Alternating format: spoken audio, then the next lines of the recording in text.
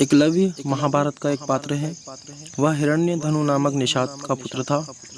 एकलव्य को अप्रतिम लगन के साथ स्वयं सीखी गई धनुर्विद्या और गुरु भक्ति के लिए जाना जाता है। पिता की मृत्यु के बाद वह श्रृंगवेर राज्य का शासक बना।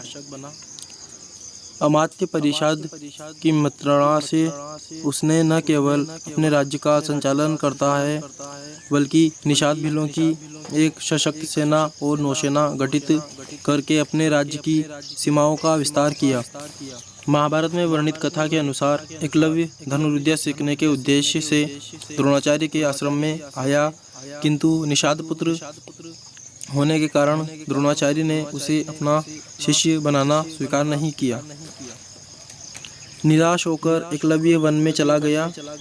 उसने द्रोणाचार्य की एक मूर्ति बनाई और उस मूर्ति को गुरु मानकर धनुर्विद्या का अभ्यास करने लगा। एकाग्रचित्त से साधना करते हुए अल्पकाल में ही वह धनुर्विद्या में अत्यंत निपुण हो गया।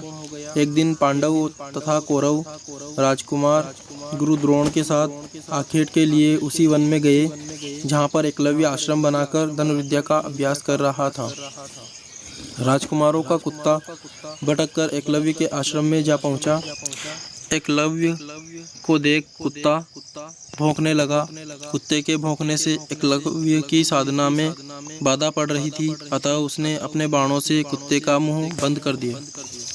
एकलव्य ने इस कौशल से बाण चलाए थे कि कुत्ते को किसी प्रकार की चोट नहीं लगी।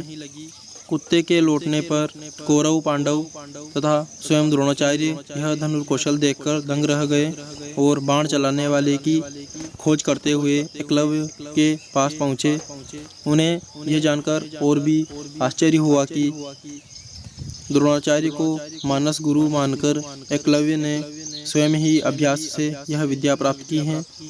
कथा के अनुसार एकलव्य ने गुरु दक्षिणा के रूप में अपना अंगूठा काटकर द्रोणाचार्य को दे दिया था। इसका एक सांकेतिक अर्थ यह भी हो सकता है कि एकलव्य को अति मेधावी जानकर द्रोणाचार्य ने उसे बिना अंगूठे के धनुष चलाने की विशेष विद्या का दान दिया हो। कहते हैं कि अंगूठा कट जाने के बाद एकलव्य ने तर्जनी और मध्यमा अंगुली का प्रयोग कर तीर चलाने लगा। यहीं से तीरंदाजी करने के आधुनिक तरीकों का जन्म हुआ। निसंदेह यह बेहतर तरीका है। आजकल तीरंदाजी इसी तरह से होती है। वर्तमान काल में कोई भी व्यक्ति उस तरह से तीरंदाजी नहीं करता जैसा कि अर्जुन करता था।